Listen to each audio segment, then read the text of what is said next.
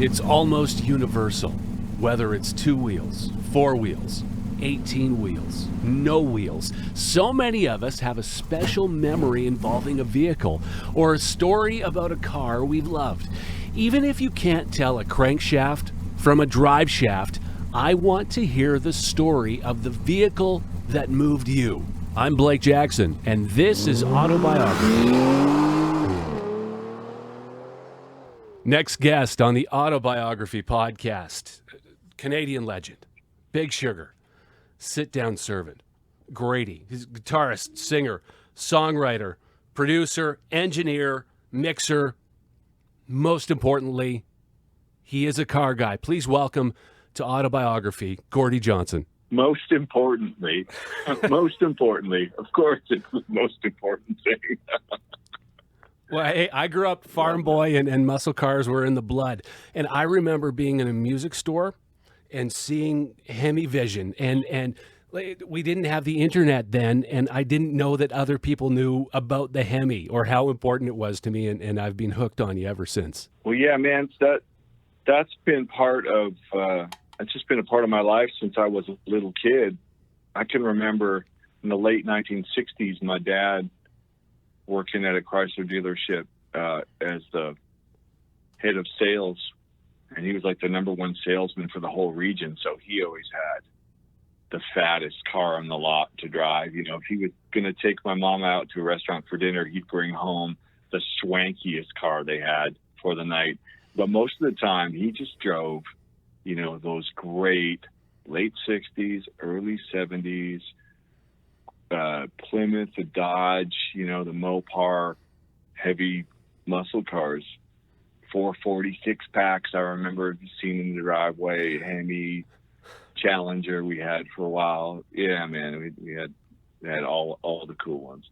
So you just had a Challenger for a family car? Yeah, I mean, in those days, the kids, you just, you know, you put one on your lap and the other two in the back seat. There was, you know, seatbelts were optional. It wasn't such a thing, you know, in safety back then. But yeah, no, I remember he brought a Superbird home. We had, you know, Super Bees. I think he had like a Bumblebee yellow with black stripe. Great big spoiler on it, you know, Super Bee, stuff like that. Where was it that you grew up? That's when we lived in Winnipeg. I was born in Winnipeg. So the first several years of my life, you know, till I was about, I want to say 8 years old, we lived in Winnipeg. And especially in the West, in Canada, those muscle cars were really popular. Yeah. So my dad would sell all the young guys. And I grew up in Saskatchewan, so I know exactly what you're talking about. My dad was of the same vintage. He wasn't selling them, but he bought more than his share. And when I look back, I mean, if Barrett Jackson could get their hands on the vehicles that he and the brothers had back when they were kids, you know, 18-year-old, you pick up a Roadrunner or a Super Bee or what have you, and it was no big deal back then. Yeah, those were definitely some glory days, which... sad to say, man, you know, my dad was still in the car business all through the 1980s, and you could not give those away. We saw a guy drive up on the lot with a Cuda, had a 440 in it. He drove it up on the lot, and every salesman in the showroom was just muttering under their breath, "Hey, gas guzzling garbage truck. No, get that thing off. Nobody wants that piece of junk." Are you kidding? I still thought they were badass, but that was not the popular view at the time. So I remember my first car, unfortunately, wasn't, you know, my very first car I bought from my dad, and it wasn't the muscle car of my dreams, but it did have a high performance 440 Magnum in it. I bought an old cop car. Oh, he had taken in on trade. You know, by then it was only 10 years old, but it was a 74 Monaco plain Jane cop car. So it was just like the car in the Blues Brothers. If you want to know what my car looked like, it looked exactly like the first Blues Brothers movie car. Cop brakes, cop suspension, you know, 4-barrel carburetor. It was a rocket ship. Yeah. It weighed about 3,000 pounds, but man, that thing was all ass a mile away. I drove it from Medicine Hat, Alberta, all the way to Detroit, Michigan, in one go. I can't tell you how fast I was going in Montana when I got stopped. But they made me pay the fine right then and there. If Oh, that no. gives you any indication. It was like, you can go to jail or you can pay us right now. That car, unfortunately, I moved to Toronto, and my first day in the city, that car got totaled. They got hit by a moving truck. No. The first day in the big city, my car got totaled.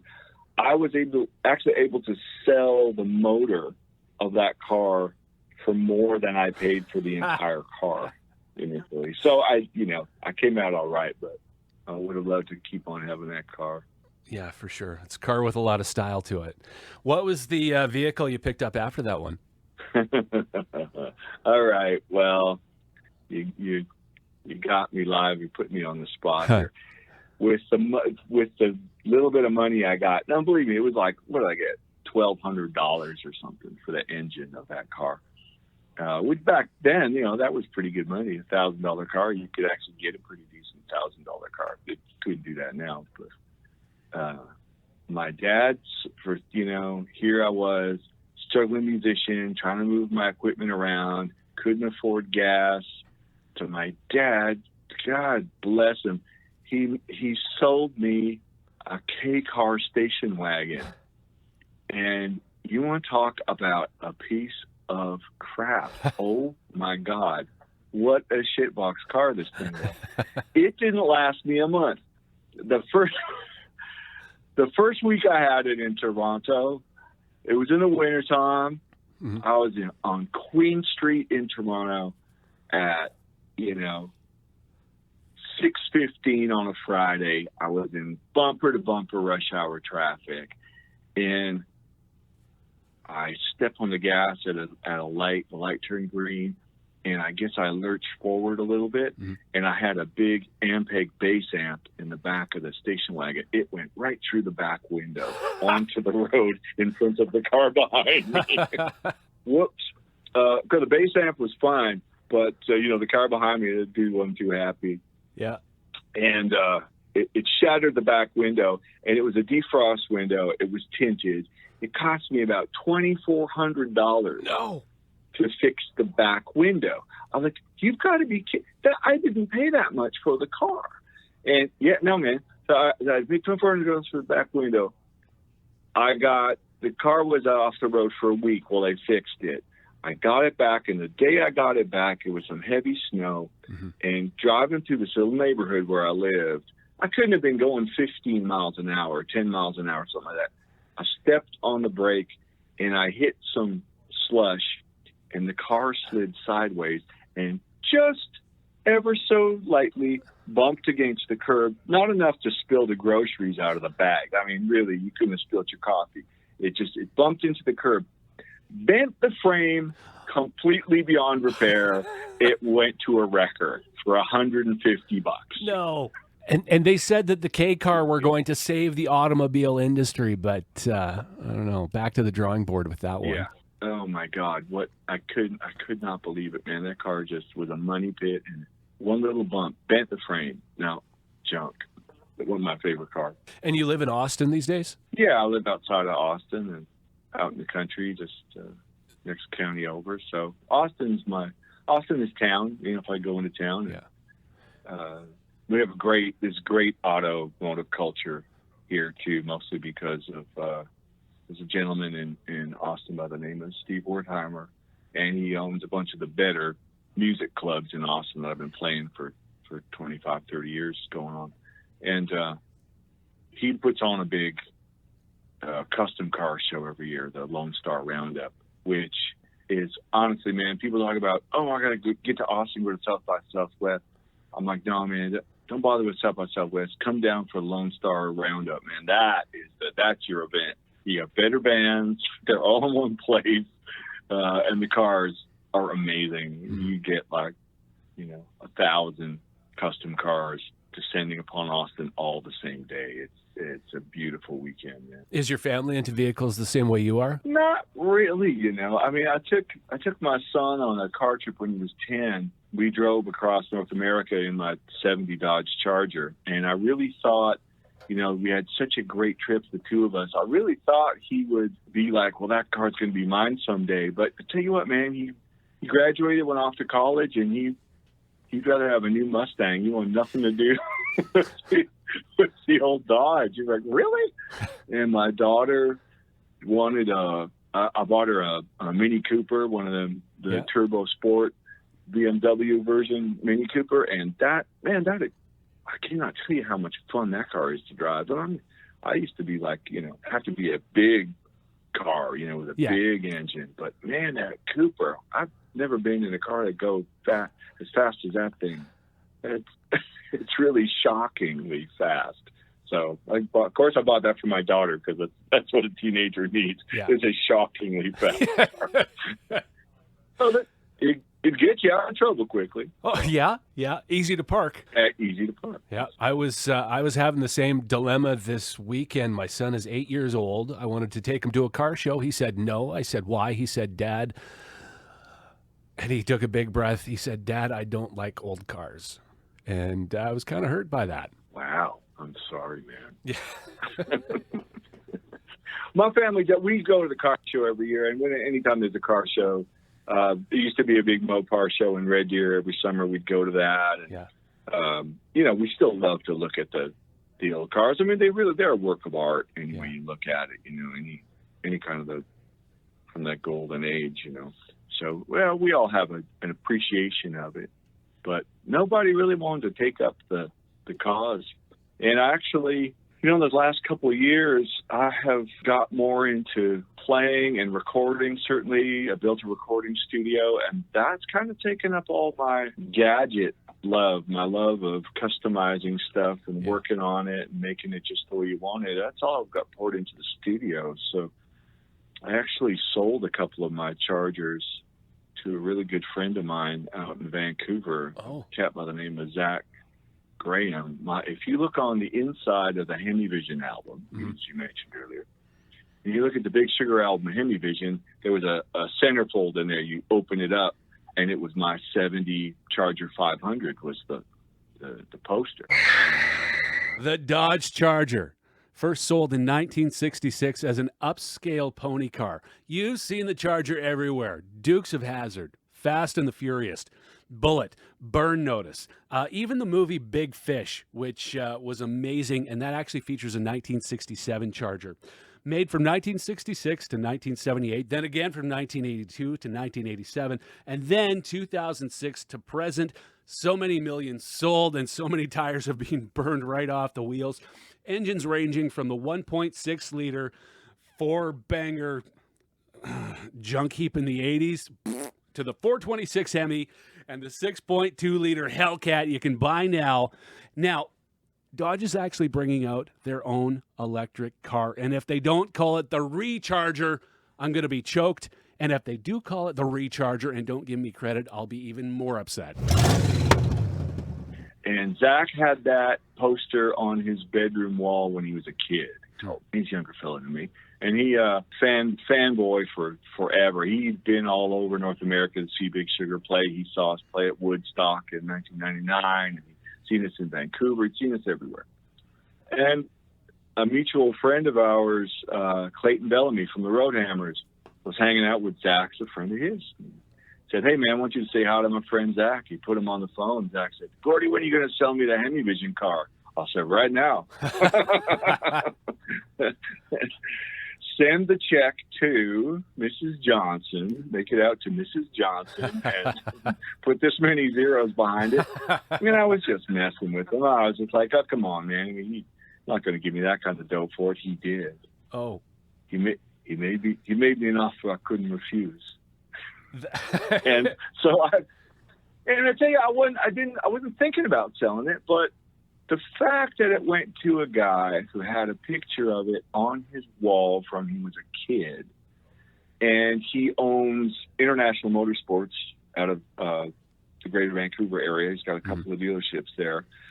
and they're all into like motorcycle culture, classic cars, rock and roll, vinyl records.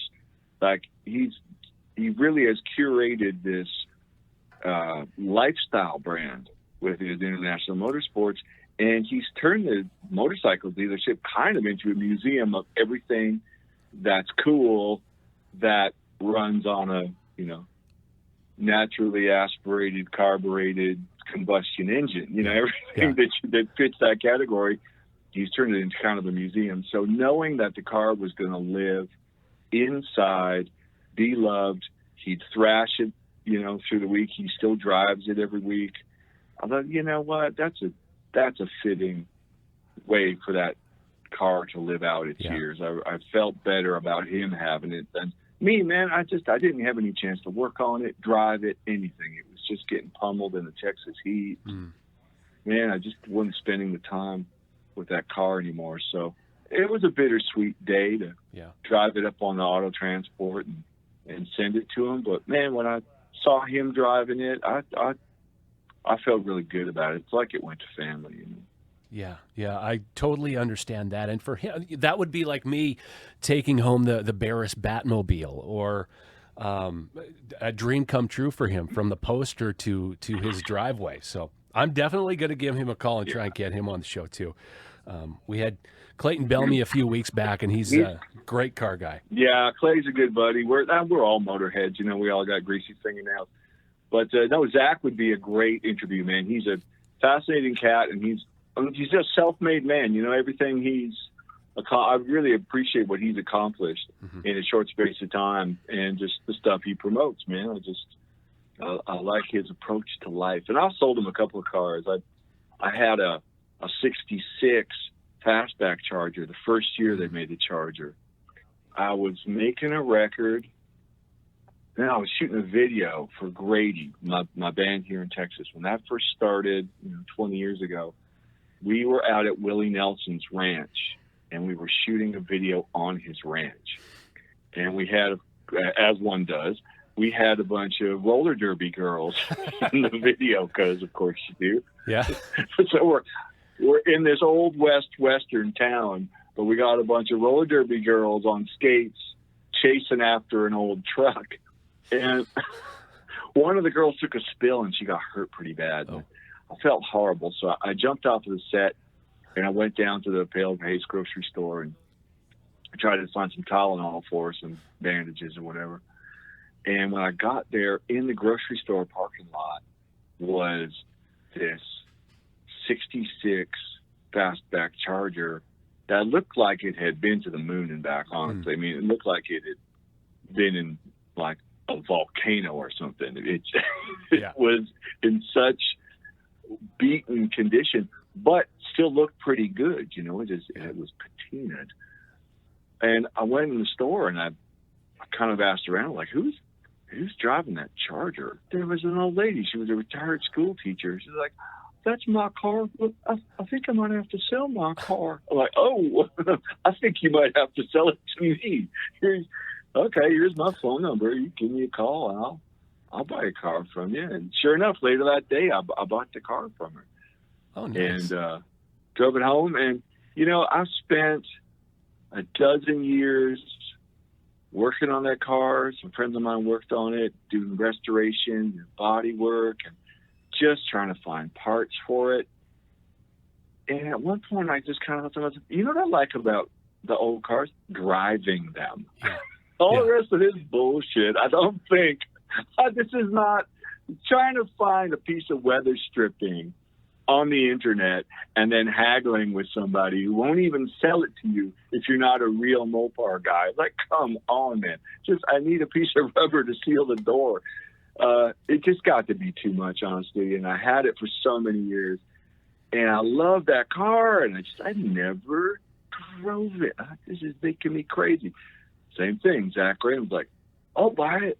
I'll get it on the road, man. We'll get it finished. So now he's got two of my Chargers. So you say, how many Chargers have you owned over the years? Well, just those two I've had. And of course, my dad, when he stayed in the car business for a long time, so we always had cool cars to drive. And I got lots of Motorhead friends, so there's always a Super B to drive, or, you know, we always had some cool Barracuda or something going on here. But now, you know, I'm behind the wheel of my recording studio more often than not. I've got an old Mercedes that I'd love to get out on the road, an old 73 450 convertible, which was a slick little car. You know, I've owned that for 30 years. When you started making music and things really started picking up, was the Charger from Hemi-Vision the first, I guess, big vehicular splurge that you purchased? Yes, it was. We kind of think we put out 500 pounds, and it was after that came out and we started having videos on TV and shows started to sell out. And then we put out Dear Mr. Fantasy, was kind of a hit on the radio. You know, things really turned around for us pretty quick. And my dad called me up he was in Medicine Hat, Alberta. He called me up and said, you know, one of my mechanics asked me about selling his car. He's the original owner of this Dodge Charger, and you need to get on a plane, come look at it. So I did, and sure enough, man, I walked into the guy's garage, and he had a trailer hitch on it. He was using it to tow a holiday trailer. I'm like, oh yeah, no, you can take that off of there. I'll take the car. He goes, oh, you sure? It's a really good towing car. You might want to leave that trailer hitch on there. I'm like, no, I'm pretty sure I don't want to. So he took it off, and we put some tighter gears on it, and yeah, man, I used to just wind it up, man. And I'll let it live out in Alberta for the longest time. I never bothered bringing that car to Toronto. There was nowhere to park it. There was nowhere to drive it. I didn't want a bicycle courier to hit it. You know what I mean? That car would have got thrashed in Toronto. So it lived on the prairies for most of its life. I would just, you know, I'd get to Alberta, I'd get to the farm, and I'd pull the tarp off of it and take it out of the barn and crank it up. And man, it started every time. That was a great car. That's where muscle cars belong, on the prairies. Yeah, they like it. They like the dry weather. You can drive them a lot of the year. You can hear that car. Actually, we recorded The Green Machine. If you listen to a later Big Sugar record called Brothers and Sisters, Are You Ready? Mm-hmm. Right at the beginning of the record, you can hear that engine, that throaty sound. I took a Sony condenser mic and I put it by back of the tailpipe, and my dad got in the car and started it in front of my mom and dad's house. You know, they live in a little community in Medicine Hat. I got him to get in started. I said, okay, I'll record it, and then you peel out.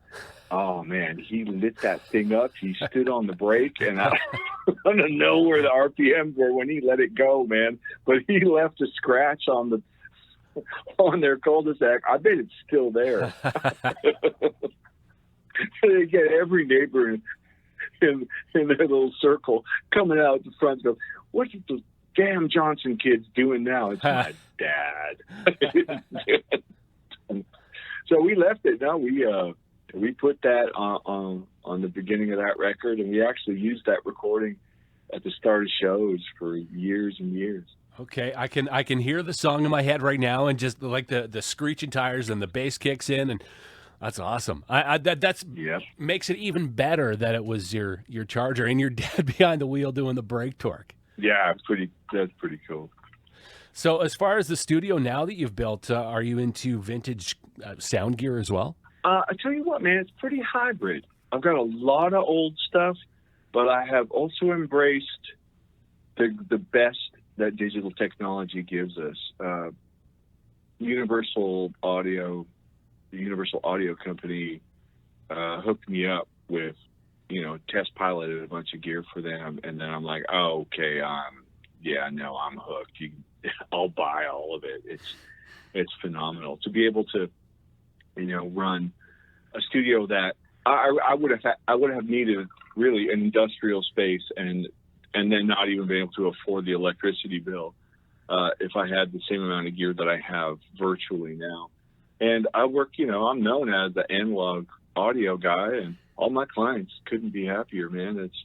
This rig sounds really good. And I'm I'm able to hybridize it where I have a lot of my old analog gear that I run through the signal path. So, I have really studied making it a hybrid. How about your guitar collection? Is it as big as one would imagine?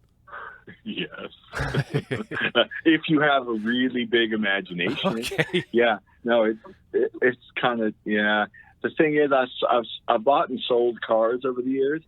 I've only bought guitars. I haven't sold very many guitars. The only guitars I've ever lost were stolen. That was the only time I've ever let anything go, man. No, I've got, lots of guitars. What's your favorite? I guess it's probably not a fair question.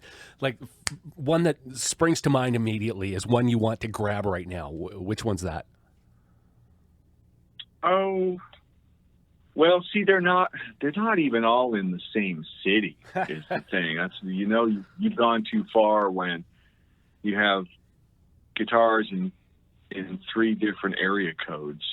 So, of the ones that are grabbing distance from where I am right now, I tell you what, I would love to see any of my Toronto guitars, because I haven't seen them in 2 years because of the lockdown and no tours and no shows. I only ever saw those guitars when we were on tour in the East or Northeast.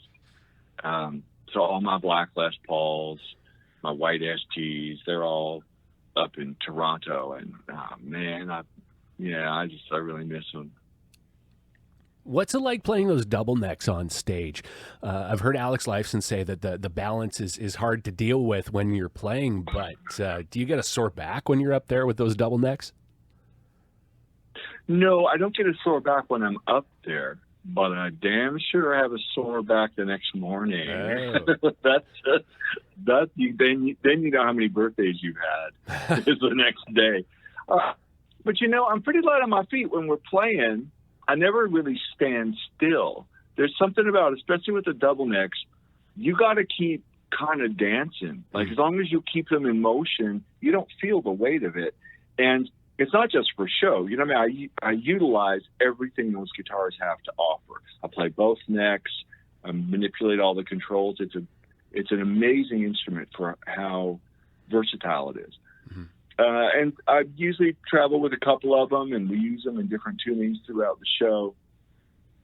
So to own one and to use one, you really have to have a reason to be doing it, because if you're just standing still, thinking you look like Jimmy Page or you look like Big Al, it gets heavy really quick, and it's challenging. So I still love the challenge of playing them. And Al gave me the first one I ever played. Alex Lifeson gave me is white double neck that he used on Farewell to Kings. So I had that actual double neck in my house for a while, and I used it on a record and a couple of videos. And yeah, man, that's the guitar that got me started on my path of having double neck. As far as your guitar collection, is there a holy grail that you haven't found yet? One that you've seen or one that you've thought of and said, I definitely need to get that one? Huh. Interesting. I haven't thought of it that way, really. The guitars that mean the most to me are the ones that were given to me by friends. I've got Warren Haynes gave me a signature Les Paul that was his. It was just really low serial number. It was his signature, and he gave it to me. So like I said, Alex Lifeson gave me his double neck. So those guitars are the ones that are dearest to me. My wife gave me a 71 SG Custom for Christmas one year, and those are the ones I cherish, the ones that were gifted to me. Whether they're vintage or not as important to me as just the feel of it and the way it looks. And I love all my guitars, of course, but lately I've been dabbling in Fender guitars. I never was a Fender guitar guy. I had one in the 80s, but then from that time I never really played them. I kind of like the idea. You look at a Fender Telecaster and you think, okay, this is just a plank of wood that anyone can go out with and hammer around and knock around and just crank out some rock and roll. So it almost brings to mind a sort of journeyman touring musician, juke joint, honky tonk sort of feel to it. Yeah, well, Fender guitars, I do like the fact that they're pretty sturdy. you can thrash them pretty hard. They say you can drop a Telecaster down, a Fender Telecaster down a flight of stairs, it'll still be in tune. The difference between that and a Gibson is you wouldn't throw a Gibson down a flight of stairs. You wouldn't do that. And some of them have that really cool B-bender attachment as well. Oh yeah, I've seen guys do that, but I play steel guitar too. So if I need to be bending my B's, I just play steel. Yeah, you know what I mean? It's like, oh wow. So if you can't play steel, you need this. But if you can play steel, you don't really need to. You play the steel. Although I do have a good friend of mine, Rich Robinson from the Black Crowes, makes beautiful use of a B-bender. I've seen him use a B-bender telly in studio and live, and man, he's really mastered it. He just does things with it that are kind of uncommon. I'm really a fan of his use of that device. For people that don't know, it's a thing called a B-bender. It attaches to the B string of your guitar, and by pressing down on your strap,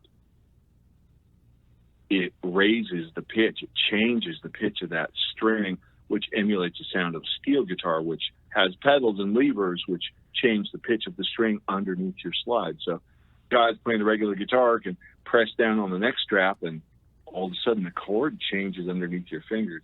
It's a pretty cool little device. Have you ever thought of going the way that Brian May did and trying to make your own guitar? No. It's kind of like, look, I live in the Texas Hill Country, and the people ask me, "Oh, do you make barbecue? Like, do you smoke your own brisket and stuff and ribs? You into all that?" I'm like, hell no. I mean, there are people that have devoted their entire lives to mastering smoking meat, and they live all within 45-minute drive of my house. Why do I need to shovel coals all morning to make a smoky brisket when there are Jedi masters of meat smoking right here? It's the same with craft beer, man. People be talking about, oh, I love, my IPAs and the craft beer, and it's made just down the road in small batches. I'm like, it doesn't work for me, man. I need beer made by professionals in large volumes, and I need to be able to access it internationally because I have a powerful thirst.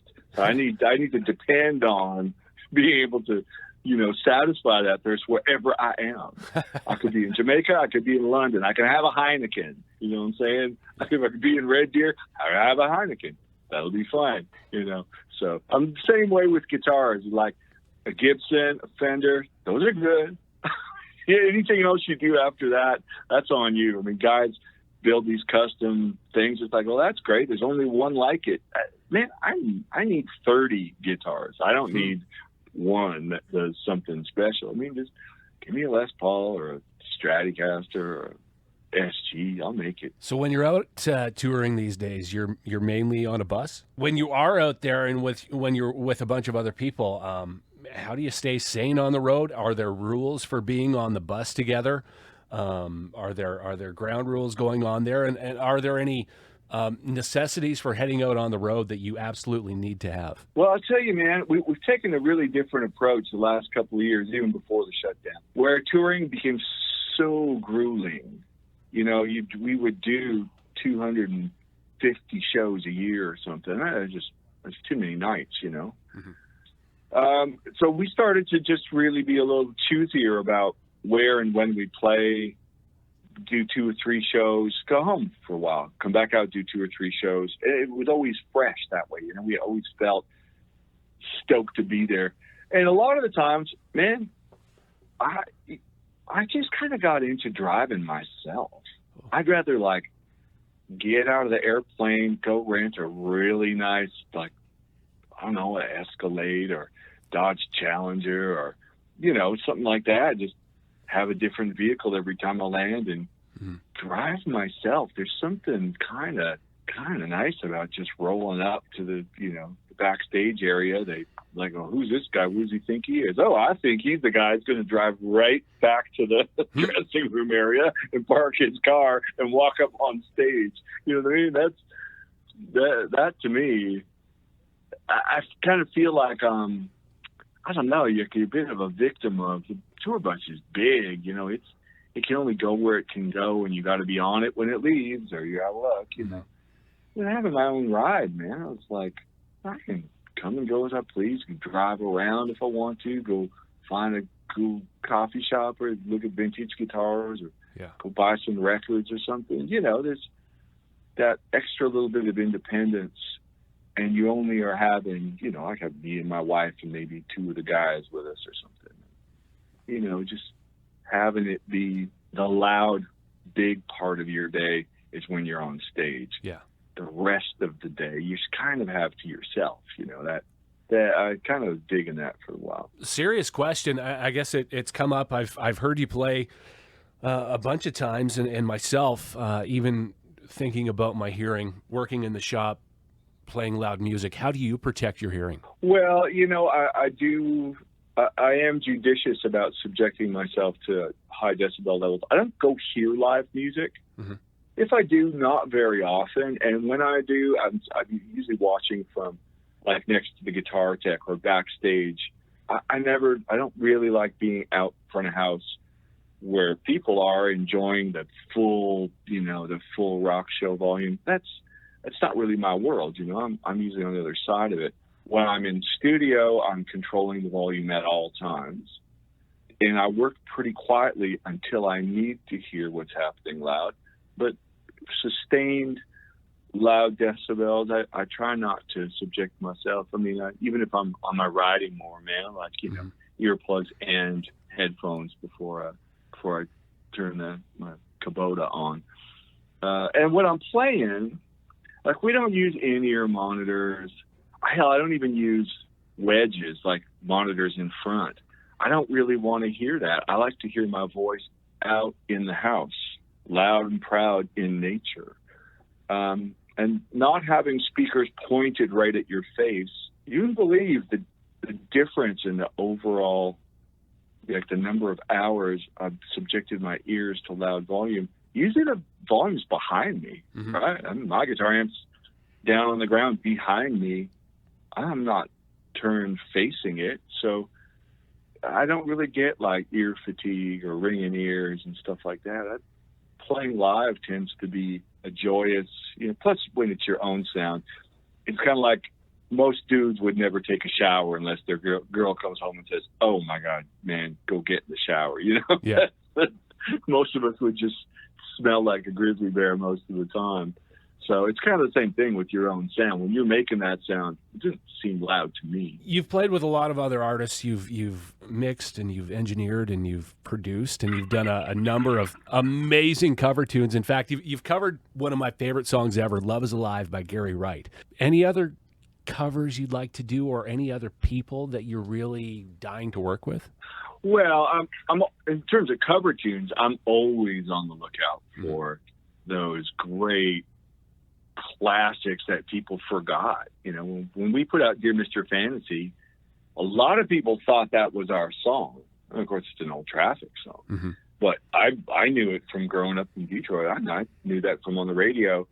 But it's a song that didn't continue to get played on classic rock radio. So I thought, man, we could bring this one back. And I've done that all through our career. Nearly every record I've dropped in and said, "Oh, let's do this, Bachman Turner Overdrive song that, I remember from when I was a little kid." So yeah, I'm sure there'll be more cool Big Sugar cover songs because I like a well-placed cover song. How about cars? Is there anything on your list that we have to know about? I'm kind of in a holding pattern because we're not working that much. I mean, I'm doing lots of studio stuff, but, really we make our money when we're out on tour and playing shows and selling shirts and records and all that stuff. And when that gets all going, I don't know, man. I've sold a bunch of cars, and I've been really thinking that I want a Maserati. Oh. I'm sorry, all my Mopar people. I mean, look, I love them old Mopars, but I do like a beautiful Italian car, and I love a Ferrari. That's cool. Lamborghini's kind of like a little too ostentatious for me. Ferrari, I mean, that's cool. Ferrari's cool. Yeah. But a Maserati has just got like that perfect amount of like sophistication. It's like a luxury car, but it's got a Ferrari engine in it. So, and it's different. I don't know, man. I've been looking at them. I mean, my wife for a while, you know, she's like 25 open tabs on her computer for me looking at used Maserati. It's got some mystery to it. It does. It's not the first car you think of. You know, when it drives up, people got to take a close look and go, oh, well, listen to that. Well, what is that? You know, it's got that big trident and the logo up and, and the lip of it. Oh, yeah, man. And look, I mean, Italians do so many things better than the rest of us. I'm a major Italophile. I grew up in an Italian neighborhood eating Italian food. My dad owns an Italian restaurant. You know what I mean? Yeah. I cheer for Italian soccer teams. You know, that's my world. So my greatest aspiration is to own a Maserati. Well, actually, for my wife to own a Maserati and for me to drive her around in it. Well, I hope it happens for you. Or maybe we'll have matching his and hers. I don't know. Even better. Have you seen Ford versus Ferrari? Yes. Such a good movie. That is some of the best automotive movie coverage ever. Man, I was flipped out. We got to see it in the theater right when it came out. We went and saw it in the theater, and we took my daughter, who's not, she's not a big motorhead. She's not a big car buff, but we took her to the movie. And even she had to admit, like, wow, that was like being in one of those cars. It's phenomenal. What's happening with the band, and what can we expect from you in the near future? Well, of course, right, March of 2020, we put out our latest record, Eternity Now, and it's been an eternity since anything happened with it because COVID. So, well, what are you going to do? So that record came out. We didn't get a chance to tour it. We're really just, creating stuff, kind of re-envisioning the band, rehearsing a lot when we can get everybody together safely. Basically written an entire new record since then, and I own the studio, so we will probably put out something new and come out and tour end of this year, all of next year. I mean, that is going to happen again. We had a vinyl reissue of Hemi-Vision, which came out, and it was great, sold out. We did a vinyl reissue of 500 Pounds, another one of our classic records. Yeah. And Third Man Records, Jack White is a big Sugar fan, and they want to put out 500 Pounds in the U.S. So we're looking forward to doing that too. When they originally came out, did they even have a vinyl release? No, because those are in the CD days, man. Nobody put out vinyl records then. So it is really nice to find out that people care enough to put it out on vinyl. Well, I hope to see you up here. I hope to meet you in person. I'd love to give you a chance to cruise in my 61. I've got a Dodge as well. So it's good to talk to another Mopar guy. And best of luck to you and the family and the band, and keep doing what you're doing. Right on, man. Cheers. Thanks for reaching out. All the best. All the best, Gordie. All right. Take care, bud. Bye-bye. Gordie Johnson from Big Sugar. Just such an interesting guy. He makes me want to go out and find about 6 new hobbies so I can be just like him. But I'll never be just like him. No one is, and no one ever will be. Gordie Johnson from Big Sugar. If you haven't already, check out their latest album, Eternity Now. And that cover of Gary Wright's Love is Alive is amazing. One of my favorite songs already, and I think they actually made it better. And more to come from Gordie as well, and hope to see him live soon. I'm Blake Jackson. Hey, thank you for listening. Thank you for tuning in and telling everyone that you love about the Auto-Biography podcast. Share it, listen, tell a friend, tell everybody.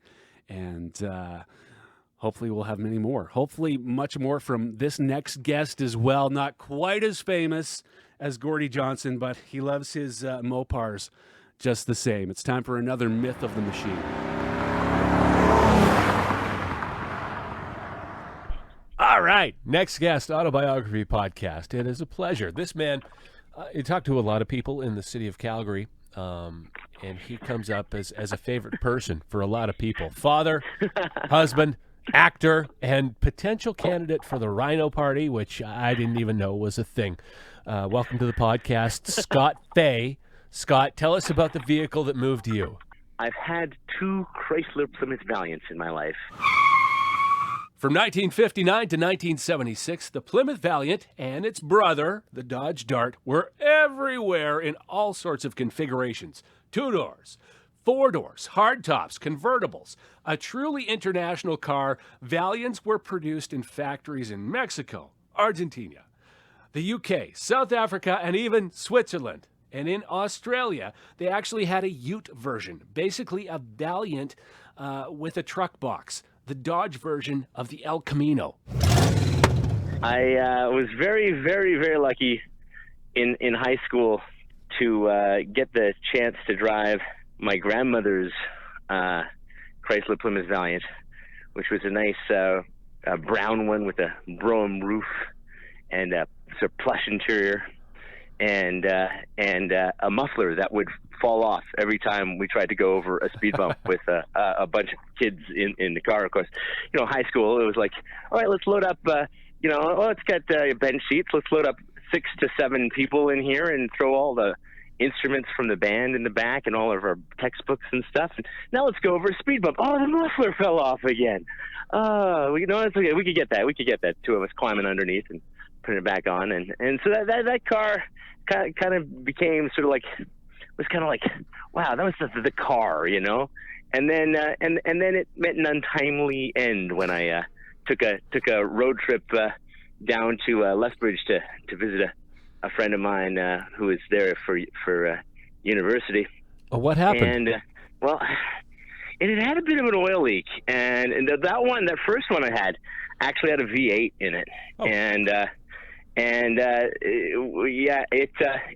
had many quirks, and I think, much as everybody tells you how wonderful it is to have a car that just absolutely works perfectly, I think deep down all the car people know, and that you don't love the car that's perfect. You love the car that's that you understand the quirks of.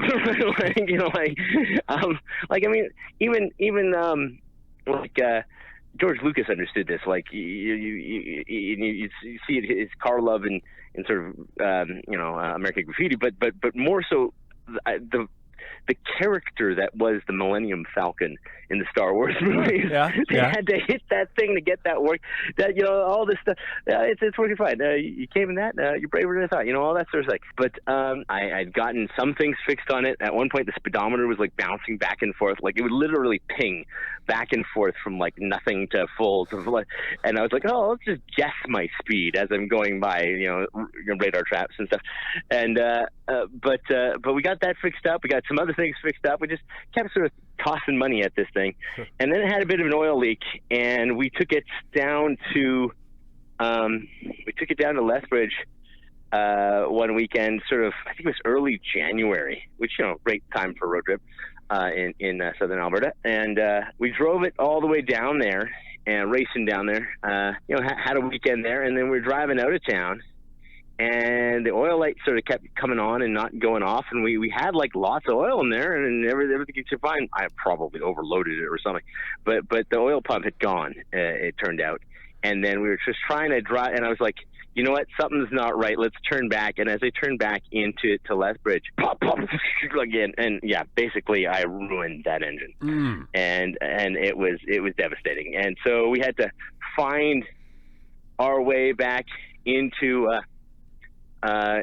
Calgary. I actually held a wake for that car. A few years down the line, we were sort of looking for other cars and stuff, and somebody was advertising a 71 Valiant. It was almost that sort of olive green, but had this sort of gold flake in it, and it had the slant 6 in it.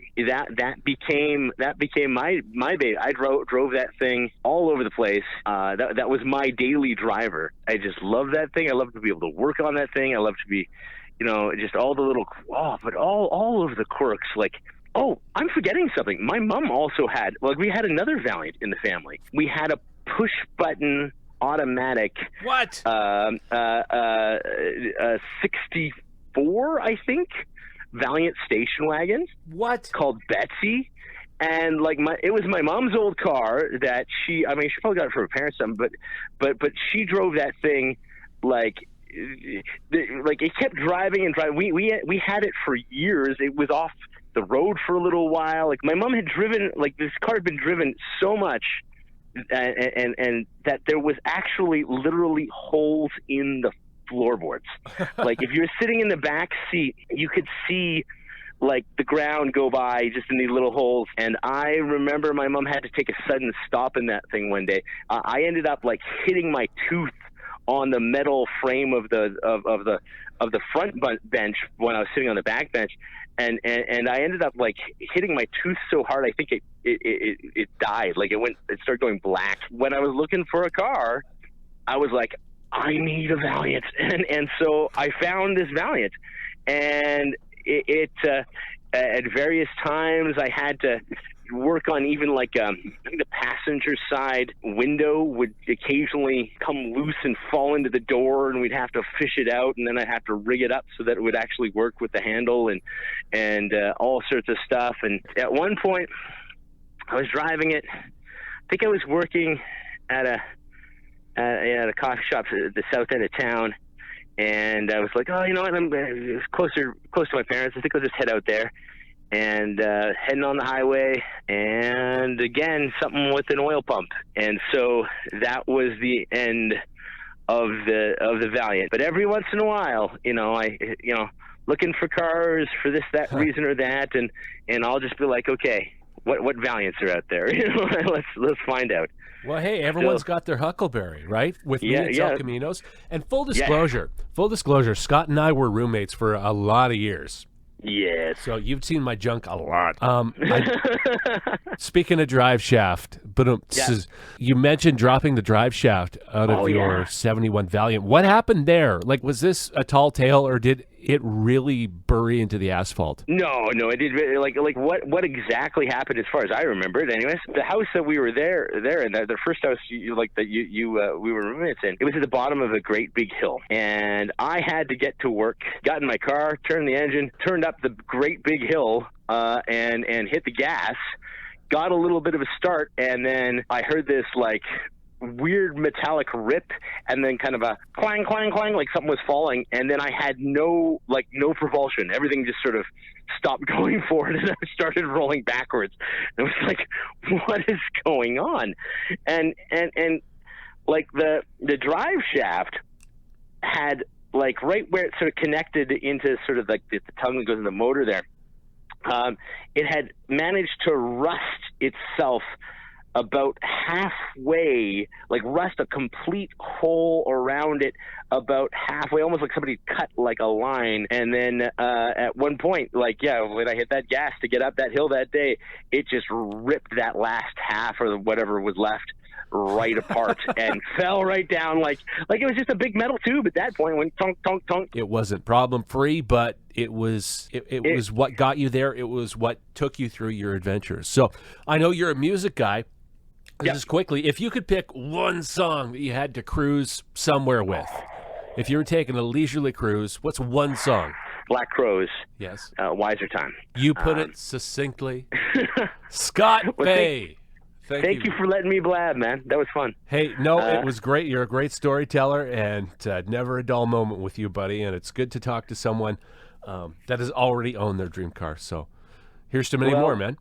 Well, hopefully I'll get another one again, or we'll talk about a new love. But you know what? I would love to see you in an El Camino. That would be a dream come true for me.